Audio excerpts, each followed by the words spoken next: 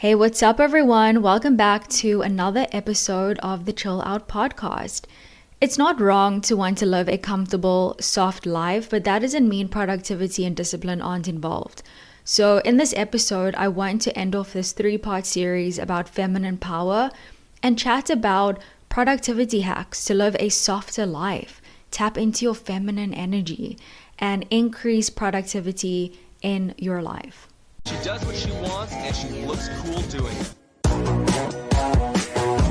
So the first productivity hack is knowing that a good mood changes everything. Think about when you're in a good mood, feeling happy, joyful. And when you're just feeling good, everything in life is so much easier. Literally everything. And you literally get things done so much quicker, more efficiently, and things just work in your favor. Like even your chores aren't as bad as they normally are. They feel more fun because you just feel really good. For example, when you have to clean your entire home and you're in a good mood, you're like, oh, I'm cleaning my things, I'm organizing my stuff, I'm cleaning off my counters. Oh, look, my kitchen's now clean. Like I'm dancing around to Dua Lipa's new album. It feels so good to make my home feel so pretty. And when you're in a bad mood and you're all grumpy, demotivated, and you have to do the exact same thing, you're like, why are the cups everywhere? How is it dusty again? I literally just cleaned this counter yesterday. Things just feel less fun when you're in a bad mood.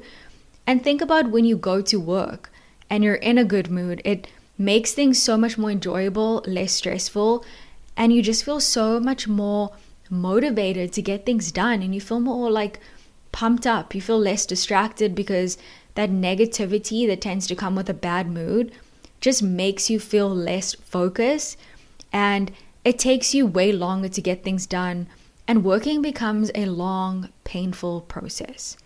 So a soft life doesn't mean not working and not doing productive things. It just means not making these moments a struggle when they don't need to be. Living a soft life is not just about lounging by the pool all day.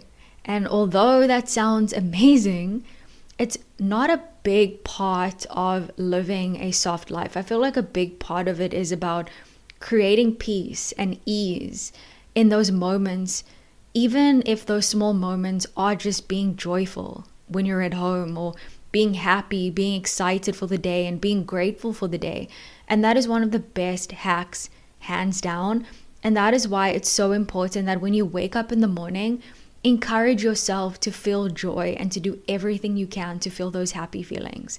Like I'm a big believer that we are not here to struggle and be stressed and sad all the time.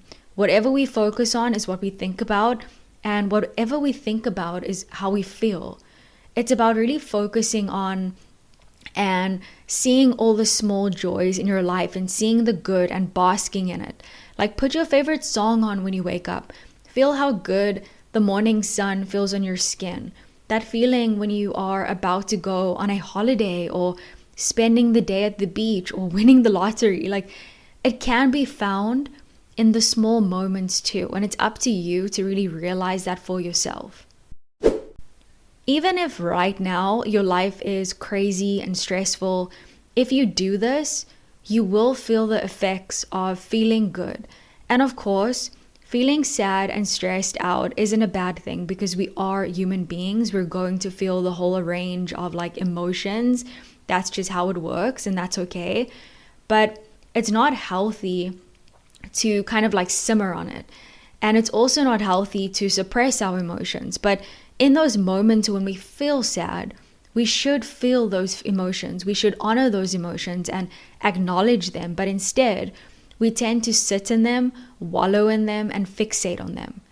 And every day is not going to be sunshine and happy days, but it's important to at least try and actively milk the most out of every small joyful thing in your life and immerse yourself in it. And try to not let your fears and your anxiety take over. The next hack is that good health transforms your day. Having good health helps you to focus more, be more productive, more motivated because your whole body feels good and you kind of have what you need to get you through every single day. Like when you feel bloated or inflamed and you just don't feel like you're thriving on your optimum level, it doesn't make things easier for your day-to-day life, and it adds a lot of obstacles to your life. And when you have super low energy and have all this brain fog where you can't focus or think straight, and it takes you like 10 times longer to complete tasks, and that doesn't create a life of ease and peace. Like, I know in my personal life, when I was heavier in weight, when I struggled with hormone issues, anxiety, low energy, I started to kind of look at certain things in my life, and I really decided I need to focus on my overall health and kind of like get it in check again. And it's not that I no longer have problems. It's that now I feel a bit more empowered to actually overcome them. Like, if you're eating lots of sugary foods and you feel like you need to take a nap all the time, or you're only eating fatty foods and you're like super uncomfortable and sluggish, you aren't going to be that productive, right? So I feel like just focusing on improving your overall health can contribute such a positive thing to your life, because when you feel good physically and mentally, you perform in life so much better. I feel like the things we eat definitely affect how we feel. And when you want to live a softer life with more ease, you want to make sure that you are feeling good enough to actually enjoy those joyful small moments instead of feeling low energy and not present. The next important hack is identifying priorities. So having clear priorities, I feel like, is so important, and kind of aligning your days and your life with what actually matters. And if something doesn't move the needle for you in life, it doesn't like make you want to jump out of bed, don't spread yourself too thin.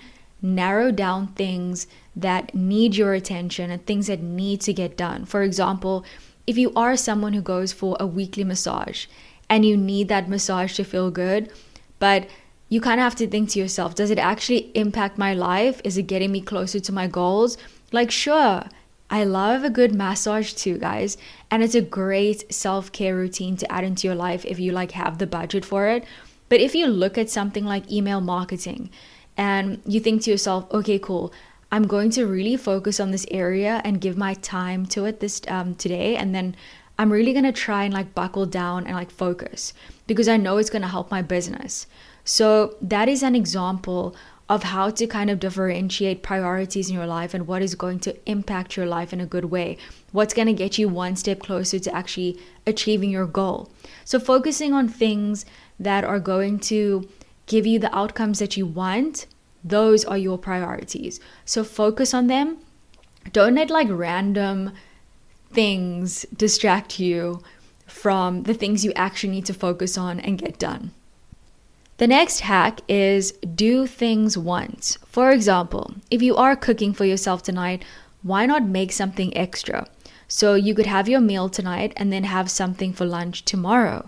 Basically, it's not about stressing and trying to do like all the things.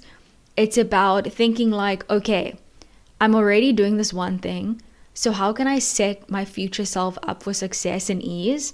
Like, a lot of people like meal prepping on a Sunday, but for me, that's too much. It's kind of a huge chore. Or what if like I don't feel like eating that for the 4th time in the week? So instead, I would prefer making something extra when I make dinner, because it makes me feel more at ease. So doing things once while I'm at it just feels better for me, so that I can do less later on.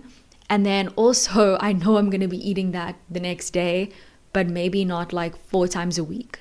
So for me, that works, and you kind of just have to figure out what works for you. The next hack is don't let things get too overwhelming. So when things get too out of hand, things usually become more stressful and overwhelming. For example, if you let your whole home, okay, just become a total mess, you don't clean it, it just gets messier and messier, that becomes an anxiety-driven thing.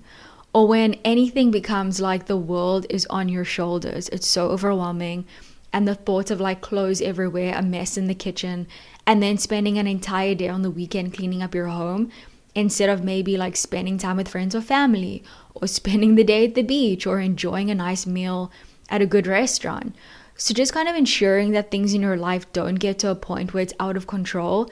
And every day you just kind of do things, whether it's packing your clothes away, cleaning your bathroom, making your bed, and just don't get things to a point where like you need to like take more time to now sort it out. Like rather like try and be on top of things and just get those things done. So it doesn't end up, being something that just stresses you out. And it goes with the steps you take as well when achieving your goals too. Make sure that you have a clear vision of what you want so that every day you can learn something new, make mistakes, and grow from them. Have the time to complete the tasks you need to kind of like chip away at achieving that big goal that you have for yourself. And when you stay on track with doing these things, you do feel more at ease and more confident in the direction that you are going. And you will also have the time you need to also unwind and enjoy your everyday life. So the last hack is all about discipline. If the word discipline sounds really harsh, heavy, and more masculine, it doesn't need to be if you switch the word discipline with the word devotion, which sounds more softer and kinder and sweet.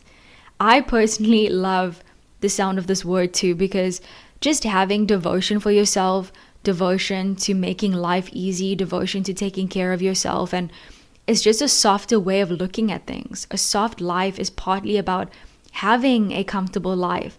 Like exercising every day may not be something that feels good short term because you probably want to lay on the couch and watch TV, but in the long run it's going to benefit you. And just devotion to yourself and your future self on a daily basis adds so much value to your life and helps to create a life of ease. Like if you have a goal right now and it doesn't seem in the moment that anything is happening and you just feel like you're struggling, but you continue to push through anyway because you feel like this is your purpose, this is what makes you feel joy. Well, in 5 or 10 years, you don't know where you'll be, and it's important to just have that discipline or devotion to creating that life that you want every day and just keep going. Like, what if everything does work out? Like, I feel like you kind of need to reiterate that to yourself when you do have those moments where you have a lot of self-doubt. Living a softer life does take discipline, and to put it in a softer way is to think about it as a devotion to yourself. So thank you guys so much for listening. I love hanging out with you. New podcast episodes every Wednesday. Also check out my YouTube channel, new videos every week. And I also have a book. It's called Bright Days Ahead. It is available on Amazon, so check it out. I love you guys. I hope you have an amazing week. Sending you lots of good vibes, and we will hang out soon. Okay? Ciao.